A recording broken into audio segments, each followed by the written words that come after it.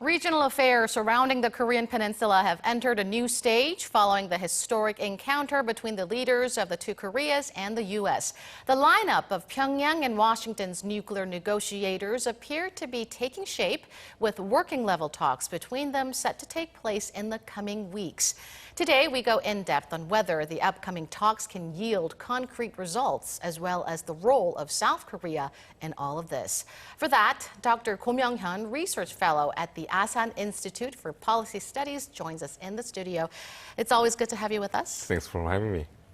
The lineup of nuclear negotiators from North Korea and the U.S. appear to be taking shape, and it looks like U.S. Secretary of State Mike Pompeo's counterpart is likely to be North Korean Foreign Minister Ri Yong-ho, while U.S. Special Representative for North Korea Stephen Biegun's counterpart is likely to be the former North Korean ambassador to Vietnam Kim Myong-gil. How do you assess the combination of these two pairs? I think it's actually a good match. I mean, in terms of a diplomatic rank, clearly the counterpart to Secretary Pompeo has to be the North Korean Minister of Foreign Affairs, Ri Yong-ho.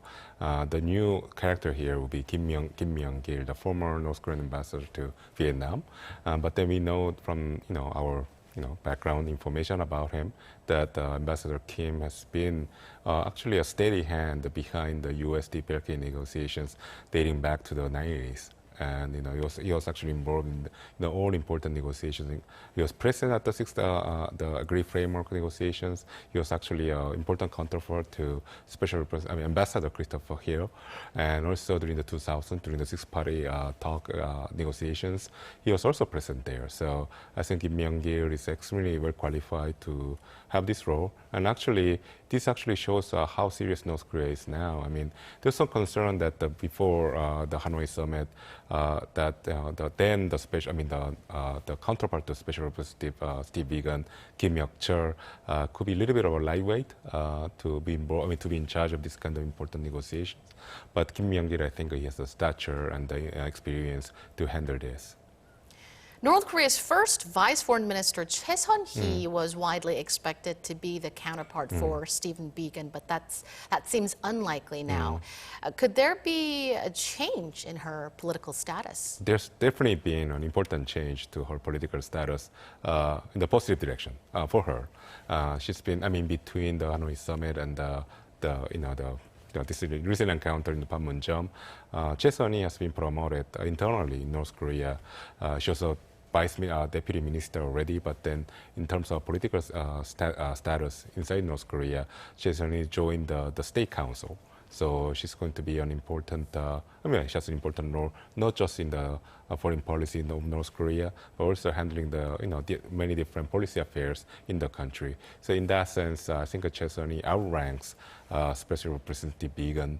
So I think it's a natural, like an evolution of things that she's actually, behind the scenes now rather than in the front negotiating directly with the United States. So Choi Sun-hee was definitely promoted to a higher rank. That's the case, yeah.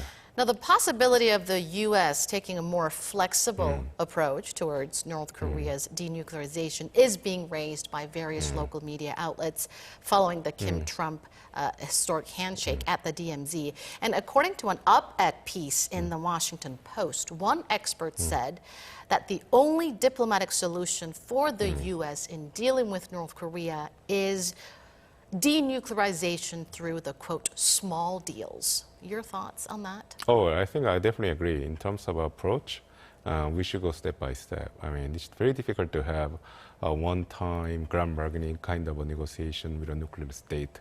And especially when the nuclear state involves, it's actually North Korea, because the counterpart happened to be the United States. There's a lack of trust between the two countries, and then the function of having a small deal is to build trust by, agreeing on things that's feasible, that's doable in the short run, rather than going for the home run, so to speak, and which actually complicates the negotiation process. So the idea of a small deal actually also has a successful case. An example, that's the case of Iran with the Joint Comprehensive Plan of Action, or JCPOA. I think it could be a very important and useful template for the future negotiation between the two countries. But then what's clear right now is whether President Trump has really signed on to the idea of having small deal, because the downside of having a small deal approach to nuclear negotiations is that it's going to take a long time. And it sounds like President Trump would like to see some sort of positive outcome in short term. Before the end of his first term as the president. So if that's the case, then he might naturally gravitate towards a big deal. But then hopefully he has realized that the practical constraints of a peaceful negotiation dictates that he should take the small deal approach, a more patient approach towards North Korea.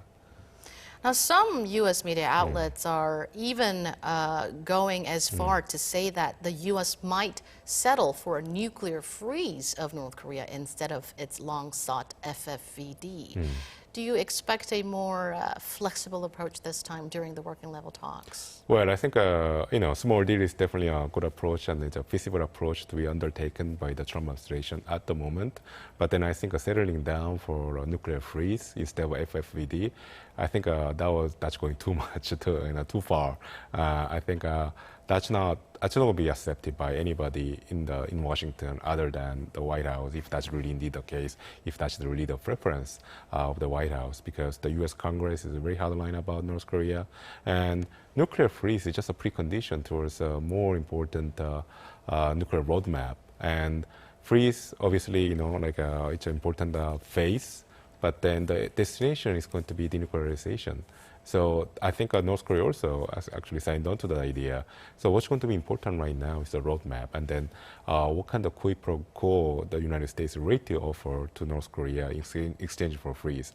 If in exchange for nuclear freeze, United States offers a complete lift of the sanctions, I don't think that will be accepted in Washington by the U.S. Congress, which actually has the authority to oversee the White House, the executive branch, the White House.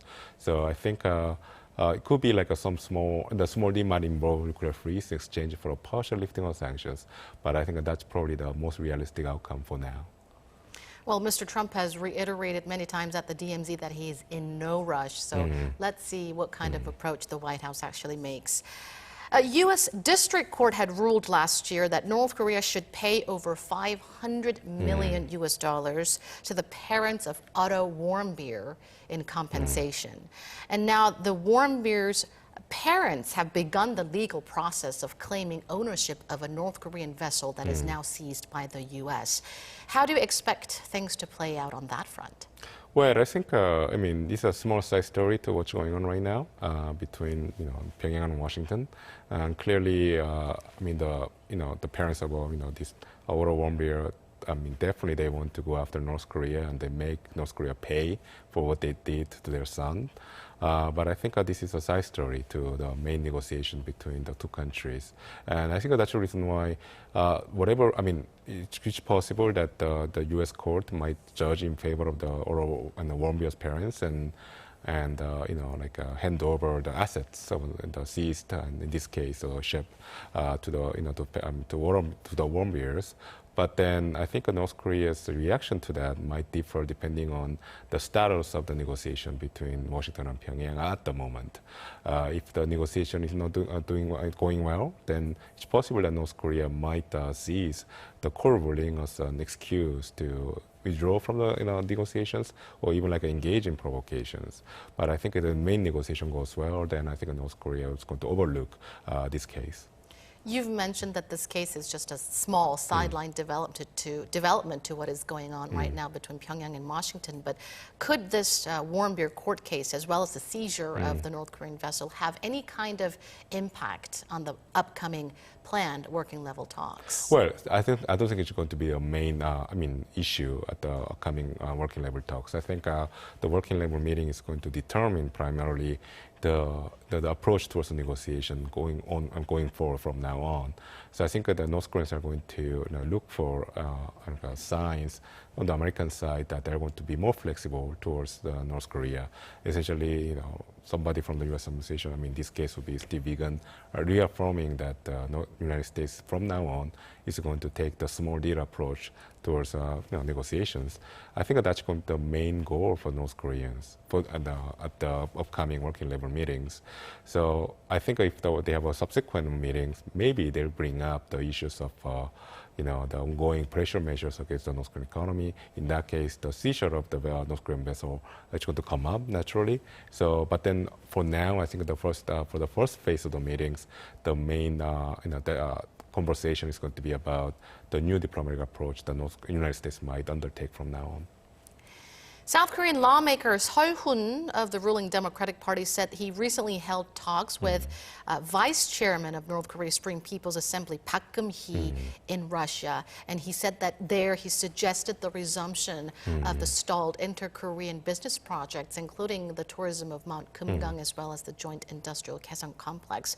What's your forecast of the fate of these stalled inter-Korean projects? Well, I think the idea, the reopening Kaesong Industrial Complex and Mount Kumgang tourism project is a little bit like besides the point at the moment, because North Korea has made clear actually on multiple times, even after the Sunday encounter, the three-way encounter between President Moon, Kim Jong-un, and President Trump, that North Korea doesn't want to see South Korea being involved in the bilateral negotiation between Washington and Pyongyang.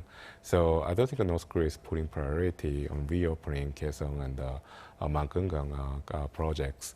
I think what the North Korean assembly person said in Russia is probably an expression of goodwill, that the North Korea still intends to, engage in South Korea in dialogue, but then it's not going to. The reopening of the economic projects, that's not going to be the main thrust of North Koreans' approach to South Korea for now, at least.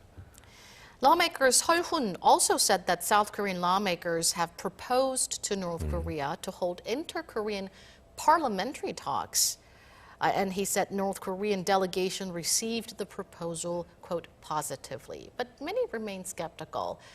Your take about that? How do you see this move? Well, I think we know that the Sunday encounter at the Panmunjom, when Kim Jong-un and then President Trump, they are having this bilateral meeting just behind closed doors. South Korean President Moon was actually waiting for the outcome of the meeting on the room beside the main room. So actually, this is a very good metaphor of what's going on between North Korea and South Korea. North Korea is sidelining South Korea in the ongoing negotiations, and if that's the case, I think the North Korean assembly person probably expressed the goodwill. It was being really diplomatic towards the South Korean assemblyman, but then I don't think North Korea is actually serious about. Actually, better put it, I don't think North Korea is going to put a lot of weight in the inter-Korean engagement at the moment. Their priority is clearly the negotiation with Washington. I think you have already answered my next question, but I will ask you because we need to touch upon this. Following the DMZ meeting, North Korea has held back from criticizing South Korea, but it still hasn't responded to President Moon Jae-in's proposal for inter-Korean summit. Why? Well, I think we can only speculate, but then I think we have some good reasons why North Korea is not engaging South Korea with a lot of energy or enthusiasm. And the reason is because I think North Korea probably trusts the South Korean argument that the inter-Korean engagement will be in parallel track from the denuclearization negotiation, and the two won't meet, meaning the outcome of one track is not going to affect the outcome in the other track. So in this particular case, the swings, ups and downs in the negotiation between Washington and Pyongyang wouldn't influence the negotiation. The inter-Korean engagement. So I think North Korea, trusted that South Korea would isolate all the downside, negative outcomes from the whole impasse in the denuclearization negotiation from progressing on the inter-Korean engagement track. But then in reality, that wasn't the case. South Korea, despite North Korea's demand that South Korea to reopen Kaesong and Mount Kumgang, South Korea wasn't able to do so, and then the reason was because of the ongoing sanctions campaign by the United States. I think that must have disappointed North Korea quite a deal, and right now I think North Korea understands that if they want to have any kind of inter-Korean economic assistance, they will have to see a successful outcome in the denuclearization negotiation in Washington first. So I think they are actually putting on hold on the inter-Korean engagement to put all their energy on their relationship with Washington. Well, South Korea is certainly positioned in a very tough situation. One quick last question for you. What do you think is the preferred strategy for South Korea then? Should it wait and see how the working level talks go, or should it try to seek a more active role? Well, I think South Korea has done a lot already, and enough, I would say, in this case. I think, the South Korean president has expressed many times that his role in this diplomatic negotiation between Pyongyang and Washington was to be a catalyst, a mediator, and that's exactly what he has done. I mean, now his objective has been met, so to speak, because of his mediation, President Trump and Kim Jong-un have been able to meet in Panmunjom and restart the negotiations. So I think for now, at least, I think President Moon should actually try to intervene in this process beyond what he has done so far, and then stay on the sidelines until there's another hiccup, so to speak, in the negotiations. Then I think there'll be more space for him to intervene again. All right, that is all the time we have. Dr. Ko, it's always a pleasure to have you. Thank you. And that does it for this edition of News in Depth. From all of us here at Arirang, thank you for watching.